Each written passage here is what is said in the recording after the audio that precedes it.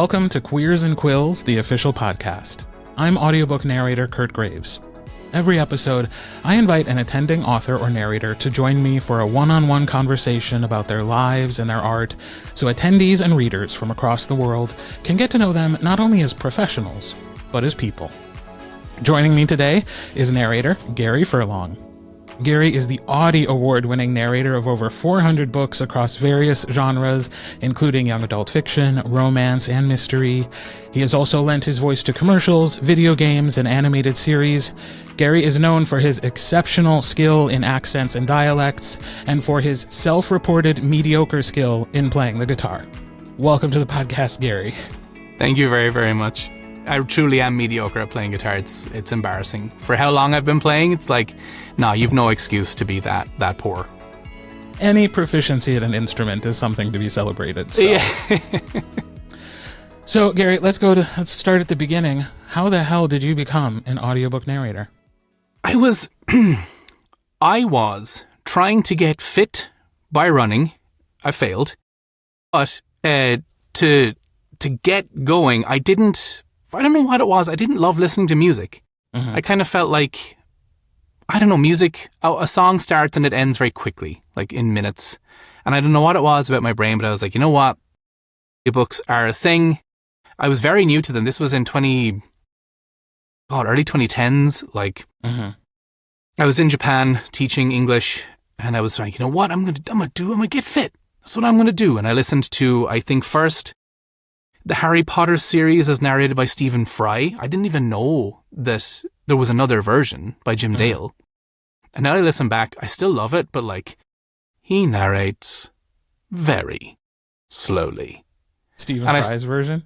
Yeah, I love his voice. He's great. But then I was done with that, and so I was like, I need another long thing. And I found the Wheel of Time series, narrated by Michael Kramer and Kate Redding. And as I was listening to it, I was not a great teacher of English, and I did not love doing that. So there came a point in, like, I think mid-2014 where I thought, I could try that audiobook narration thing. Like, I've been acting my whole life, amateur, but I like it, kind of a little bit of a gear nerd, like when it comes to microphones, and like, for as bad as I am on guitar, I did have quite a few of them. And so I went on Facebook of all places, and I text Michael Kramer and Kate Redding. I think they had a shared, or still have a shared Facebook account. Wow. And they got back to me. What were they thinking? I don't know. But they did. And so they told me, I said, how do I do what you do? Because I think you're great. I would love to try it. And they said, we know a guy called Sean Pratt. He teaches audiobook narrators. You should talk to him. So I found Sean. I watched his So You Want to Be a Narrator video, and I did the 2-week test. Yeah, it's brilliant. Mm-hmm. And I bought his book. No, I did. Yes, on audio. I did not buy it in print. And I loved it. I thought it was great. So I emailed him before the test, and I said, hey, Sean, I would like to maybe learn about becoming an audiobook narrator. And he wrote back like, do the test and we'll talk.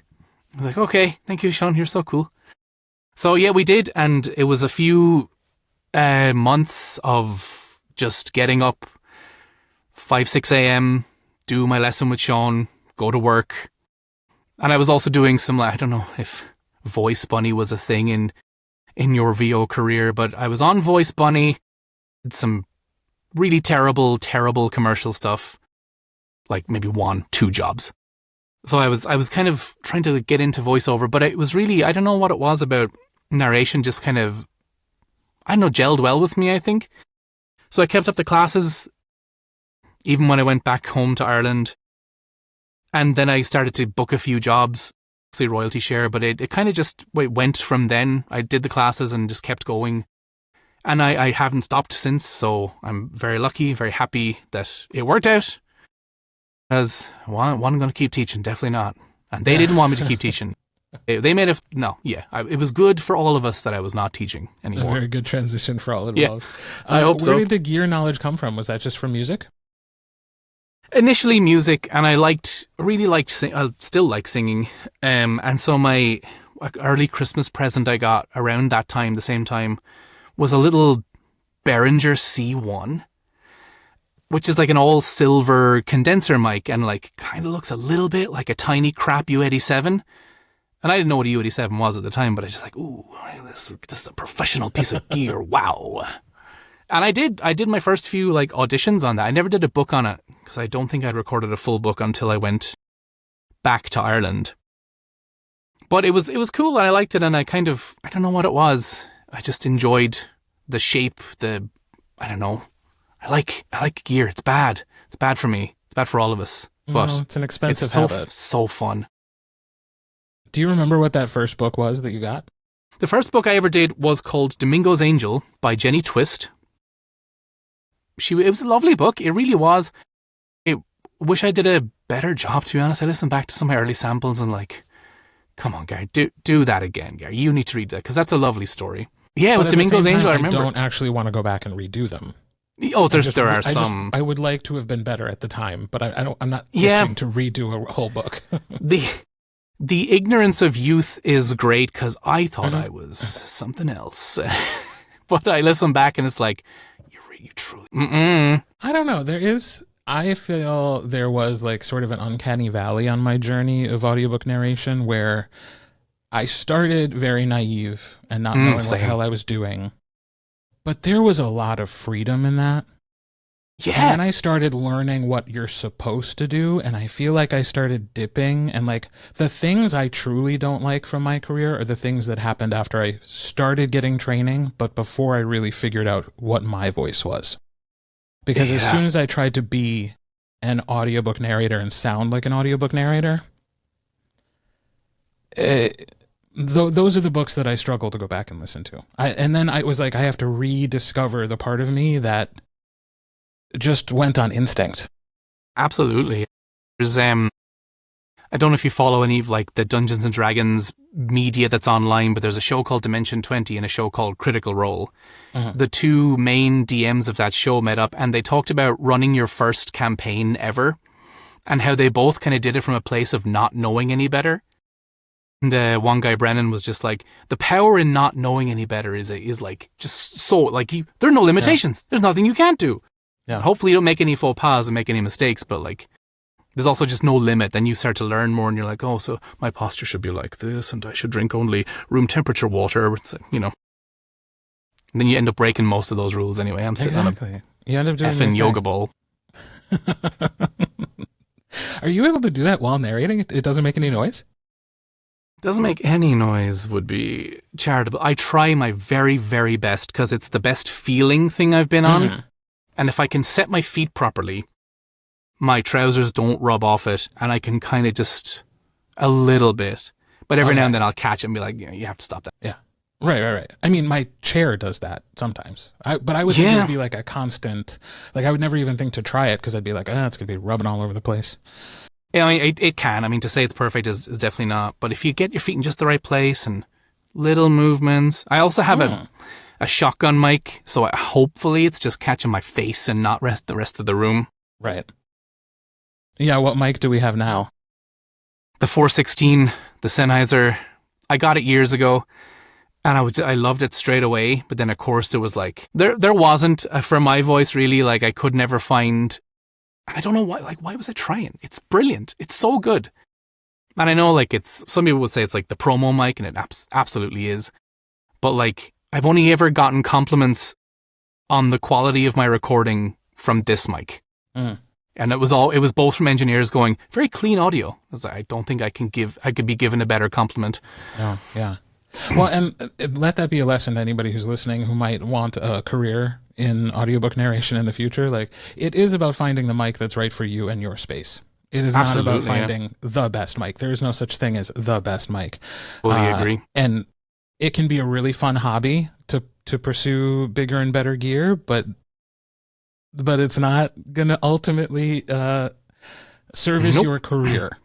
You have to do it for the love of it, because if you're spending that money thinking it's going to make you better, it shan't. I'm sorry. I got a used TLM 103, the Neumann mic, I think a few years ago for like $500, a steal to get that mic, right? But I already had the Sennheiser, And I remember being viscerally disappointed. There's nothing wrong with that mic. It sounds amazing, but I think in my head, I was going to sound like the voice of God on it, because like it's Neumann and it sounds great. No point in saying it doesn't sound great. But I'm a bit of a hissy boy. Like my S's have some pop, and while this isn't necessarily the best mic for it either, the Neumann was kind of like, yeah, we're going to hear them S's, boy. Mm-hmm. So yeah, and I couldn't gel with it, couldn't get on with it. I love this mic and this space. It works quite well for me. Yeah. What do you record on? Do you record on the Shure? No. God, an AKG C14 something. I don't remember all the numbers. It's Michael Crouch's microphone. Oh, sweet. The C414, is it? Yes. Black one? Yeah. C414 maybe is it? Yeah. Yeah, they're very nice. I liked the way he sounded, and I was like, I think there's enough similarity in our voices. Yeah. That if I go there, if I invest in that really mid-range mic, it's not the most expensive. It's not cheap. Yeah. But, and I've been really, really happy with it. So. Awesome. So, yeah. All that gear talk for people who aren't narrators is probably going to be pretty boring. Hopefully they skipped ahead to when we start talking about gay shit. Yeah. So I am most familiar with your work from Haley Turner's books. And I know we've both been knocking around in the romance genre for a while. So how did you find that work? And what is it that appeals to you about doing work to the point where you're going to Queers and Quills? Yeah, I found it through an audition on ACX, which if anyone's not a narrator, we audition there sometimes. And it was a book. Certainly used to. Mm-hmm. It was a book. It was the first in Isabel Starling's Shatterproof Bond series. It's called As You Wish. And in the blurb, she made a point of just been like, it had described the book as being kind of like Princess Bride inspired. So I just read the blurb and thought, oh, that could be a fun story. And I messaged her on ACX with kind of like, my name is Gary Furlong. Because it was very clear she had written, please contact me before auditioning. And so I did, but I was like, my name is Gary Furlong. You wanted me to contact you before I audition, prepare to read or something like that. Like Inigo Montoya's little speech kind of play on that. And so I was lucky enough to book that job with her. And that was the first romance book I ever did. And I really loved the quality of the writing, the stories, and every kind of romance I've done since then. They've always just been so well written that, I don't know, and it seemed to I think it was word of mouth that like I'd done this one and someone had liked it, so they recommended me to another author, and it kind of snowballed a little bit from there. Mm-hmm. Yeah, I've been saying that for years. I started in romance, and then it took a while before I even started getting auditions for things that weren't romance, but they were romance, like het romance. Right. And I've only done a couple, and that's because it got to the point where like even the audition script, I was like, what is this? Like, this is not the quality I'm used to. So something about that romance space, like they helped each other out. They were in groups. They were talking to each other. Like the support of those authors created some really good work. It truly, truly did. And even to this day, I'll see I work with Jay Hogan, and she'll often just promote other authors in that group, just like, oh, look, this person had a release today, or this person had a release today, or welcome this person into our group. So they're all friends with each other. They all like support each other, big each other up, which is very nice. I think it's similar to the audiobook narrator community. It's like we'll always, I don't know, err towards helping our colleagues, I suppose. Yeah, which I really enjoy. Yeah. So now that you are doing I assume your full-time audiobook narration. Yes, thankfully. So what are the things that you're looking for in a project, and like what really gets your motor running? Oh, the very boring answer is I will narrate almost anything if the writing is great, because I've found that across all the genres I've narrated that if the writing was good and the story was compelling, I almost didn't care what the genre was. So the first thing, very intriguing writing is great. I'm a sucker for mystery. I love mystery books and anything, any supernatural or magic, or just really, I don't know. Yeah, I think I would like to lean towards more of the supernatural stuff going forward. But again, I've narrated books that are about sheep farmers and they're brilliant. So it's just like, it's, I don't want to be boring and say like, but great writing is just such a pleasure to narrate. Yeah. And I do like to do the characters and the voices and stuff when I can. And I when it's imagine appropriate. you're sought out for the accent work frequently. I hope so. I think so. It's definitely what I try to be like, push myself as like, hey, I can do all these accents. I think quite good. Listen to me if you don't like it. I mean, I auditioned for Jay and I was like, my accent may not be the best. If you like it, great. But I'm just telling you straight up, like, I think it's gotten better since then. But yeah, I love any chance to do accents, characters. Just a lot of fun. Yeah. I mean, I've had many in-depth conversations about accent work in audiobooks. I just spoke to a friend of mine teaches in an acting program.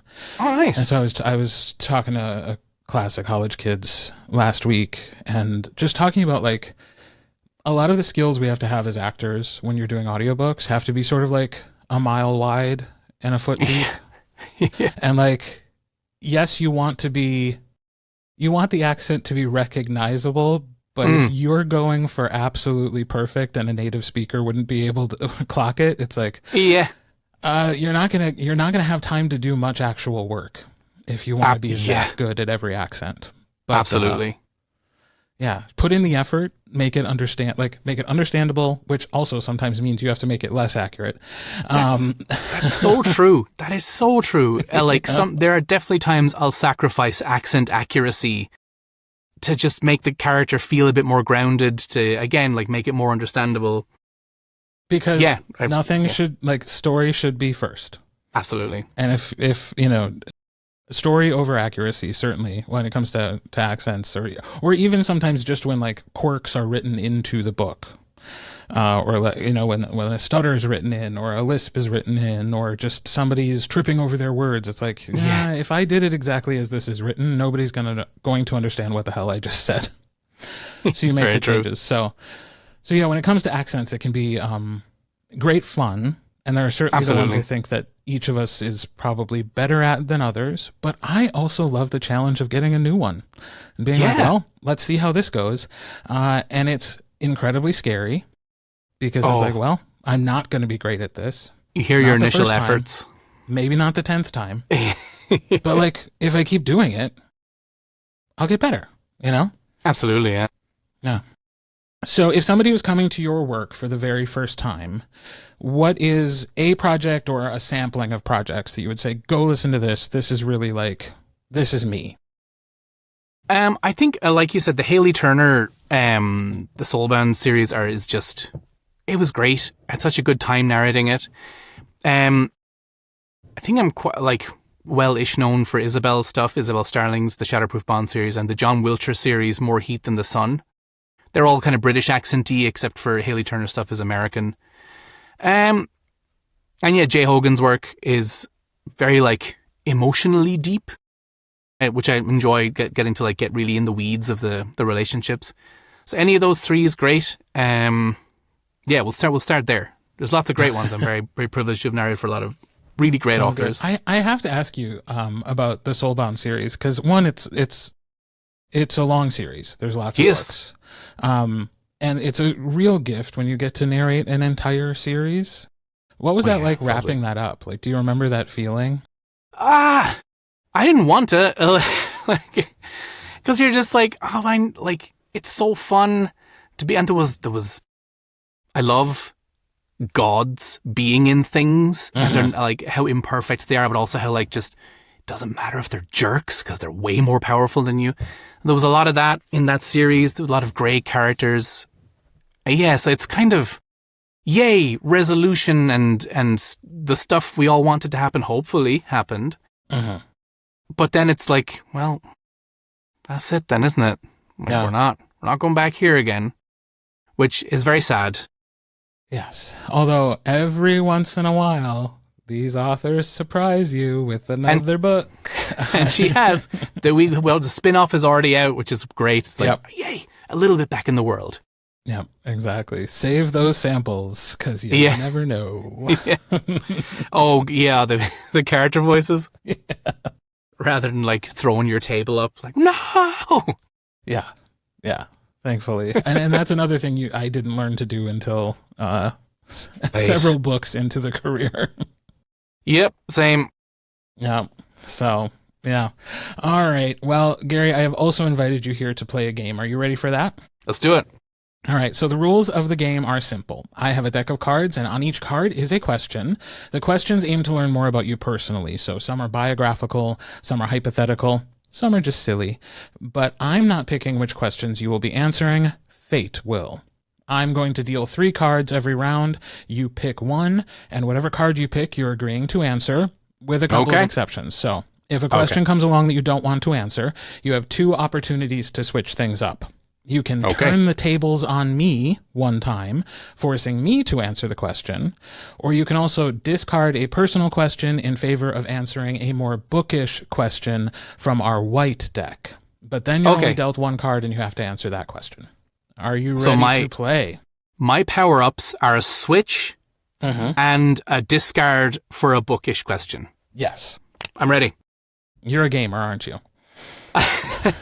Not as like avid as I could be, but I have played my fair share, yes. Yes. All right. Call them power-ups. Card 1, card 2, or card 3? Card 2, please. All right. Have you ever licked a battery? No, I haven't. Oh, yeah. Yes. Okay. I think I have. I've been that moron. Well, how else do you test them? Yeah. How does it Back in the day. I think the square ones, right? And you put your tongue in there, and it goes, ooh, that tastes like vinegar. Get a little shock. Yeah. Yeah, I've done it. I thought I hadn't, but no, I remember it now. I've done this rant before on previous podcasts. I apologize if it's this one, but like, do you remember battery testers? Like when things of batteries came with like a little tester so you could see how much power was left in that battery? Why don't we care about that anymore? We really should. Or there was one, I think it was Duracell. You could place your thumbs on 2 points on the battery, and however it worked, it would show you on like a little progress bar. It was like built in. Yeah, yeah. It used to be very important for us to know how much power was left in a battery. And when was the last time you thought about it? This very second, and probably years before today. Right. It's weird. It's a weird thing. All right, card 1, card 2, or card 3? Card 3. Ooh, what was your first screen name? It's always been Gary Furlong, because I didn't become a professional actor of any kind until really getting into audiobook narration. And I have 1 IMDb credit, I believe, for a student film we made in my university, where I am credited as Gary Furlong. But I do have Richard Sawyer as a pseudonym for narration, but Furlong was before him. Nice. All right, card 1, card 2, or card 3? Card 1. If there was a sandwich named after you, what would be on it? So this is how we end the podcast, because we will be here for about 2 hours. Great. Oh, God. That's such a hard question. I love sandwiches. Honestly, the Gary Furlong is a great sandwich name. Because you can eat it for longer. So it's going to be big. It's a sub. The marketing writes itself. Yeah. Yeah. So it's definitely going to be a sub then. I think it has to be, there's a very particular kind of French bread roll you can get in Ireland. I think it's from like Petit France, I think it's called, or something like that. I'd have to look it up. So beyond that kind of French baguette, it will have butter and mayonnaise. Okay. Might be a disgrace. This is just a sandwich I like. I think it would have to have chicken. It's going to be an Irish chicken fillet roll. That's just what it is. French baguette, butter mayonnaise, southern fried or standard fried chicken. Okay. Like breaded chicken, layered in. And then I like a kind of a cheese green onion mix, almost like it's mixed in with some mayonnaise and you slather that on too. Oh, and that's about it, because it'll have the onion, it'll have the cheese. Maybe we go light on the mayo on the bread, because that will have mayo in it too. And then wrapped in tin foil. Cut in half and wrapped in tin foil. Toasted? No. It should be. Would be better if it was, but I can't. To be like true to how I would like it, it's usually not toasted. And we'll add in a hash brown. as well Ooh. for a crispy potato crunch, because I love potatoes in every form. It does nothing for the Irish stereotype, but I do. Well, I like them Yeah. too, and I'm not at all Irish, so They're so good. yeah. Well, potatoes are tricky. Potatoes are delicious in many forms. Once you cook the hell out of them and add a lot of salt. Oh yeah, and butter. You know, like is there another thing on this earth that is so unappetizing in its original form that becomes so delicious once you have just beat the shit out of it? Yeah. It starts off as this little shrivelly turd, and you're just like, but you will become delicious. Yeah, exactly. All right, card 1, card 2, or card 3? Card 3. Do you have a favorite coffee mug? And if so, what's on it or what makes it your favorite? Again, I drink so much coffee. I will say, I have a coffee cup that I think my sister got me, and it has the Jurassic Park logo on it, but then it has the slogan, "Tea will find a way." I mean, that's why I like it. And it's like a good size. It's not massive, but it's also like not small. So it's a good size. One cup of coffee from that is like, this is a good amount. I'm pleased with the amount of coffee I've drunk. Do you usually stop at 1 cup? I stop at 2 because our coffee carafe gives us about 2 cups each, myself and my wife. But there are times I will make a second pot. But I usually stop at 2. Okay, so are you one of those narrators who's like, I can't drink it before I go in the booth because drink it exclusively before I go in the booth. The caffeine, it dries me out or it does things to my tummy. I drink it in the booth. Yeah, sometimes it's necessary. And you know what? Some of that is true because sometimes it does do things to my tummy and I have to deal with that. Yeah. But that's okay because I need that coffee. There's definitely the negatives where you're just like, no, people are right about this. Don't care. Yep, exactly. All right. Card 1, card 2, or card 3? Card 2. Which living person do you most admire? Oh, goodness. There's just so many that are doing so many great things. Oh, I'm drawing a complete blank. God, I can't think. Like, there's like an embarrassment of options. Yeah. I don't know. I think I might be boring, but I admire my mother quite a lot. I think has done a great job. Like both my parents have, but it's just, I don't know. Yeah. You look at kind of interesting is this question I think has come up 3 times now, and everybody has picked a family member. Really? Yeah. I mean, which is not something I ever would have expected. Really? Oh yeah. No, okay, cool. Yeah. That's good. I'm glad we've all aligned, and that our conversation beforehand paid off. I think most people just like their families more than I do. So. Yeah. Not that I dislike my family. If my family's listening, it's on just, air. You know, we're not as you all heard it. We're not as close as some families I get are. you. Yeah. We're nice and supportive, but also we have our individual lives. So right. Moving on from that, before I dig myself into too deep of a hole, card 1, card 2, or card 3? Card 2, please. All right. Excuse me. Have you ever had anything waxed? If so, what? I've not had anything waxed. Fully shaved my legs for a university production of... It was a Robin Hood-based play called Babes in the Wood. And I played Robin, but we had to wear green tights. Oh. And so they were kind of thin, so any hair would have shown up. And I'm not like a particularly hairy person, but it was just like, nah, we got it. It's gone. Gotta go. Yeah. So it wasn't waxed because I don't know that I could bear the pain of it. But I did shave them. Yeah, well, that answers that. Card 1, card 2, or card 3? Card 2 again. All right. Have you ever had a "this can't be happening" moment, and what was it? I mean, yeah, on a small scale, just before this podcast, none of my stuff worked. Oh, yeah.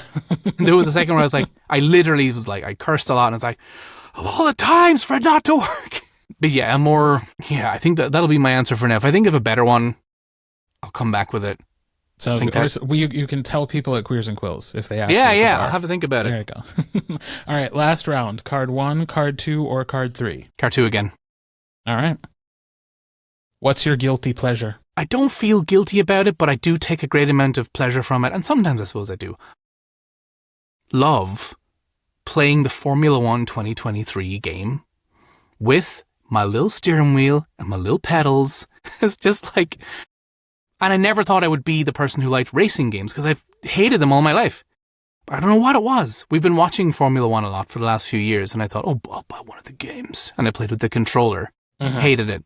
Then I got a bit better. Then I got a wheel for Christmas. I was like, ooh, this is nice. So yeah, it's... You said, like, was I a gamer but before the podcast? Like, kind of, yeah, but I really only play Formula One, and yeah, I play it far too much. We're all just little kids on the inside, right? Yeah, like, you come into our house and you see, oh, there's a steering wheel with some pedals. Where's the little kitty? It's like, right here. That's mine. That's great. Well, Gary, thank you so much for taking the time to do this. I really appreciate it. Oh, thank you for having me on. It was really, really nice. My pleasure, and thank you for joining us, listeners, for Queers and Quills, the official podcast. If you're already signed up to attend Queers and Quills, make sure to say hello to me and to Gary at the Oregon Convention Center in May. And if you're not, follow Queers and Quills on Instagram so you can see all the fun we're having this year and get updates about ticket availability in the future. Until next time, I'm Kirt Graves, and I hope you're having a very gay day.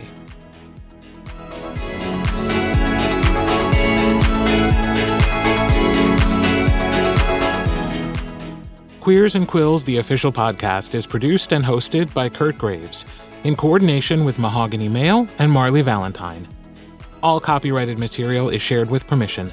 Music and sound effects are licensed through Storyblocks Audio. All opinions shared are those of the individuals and do not reflect the positions or policies of any company or organization with which they happen to be associated.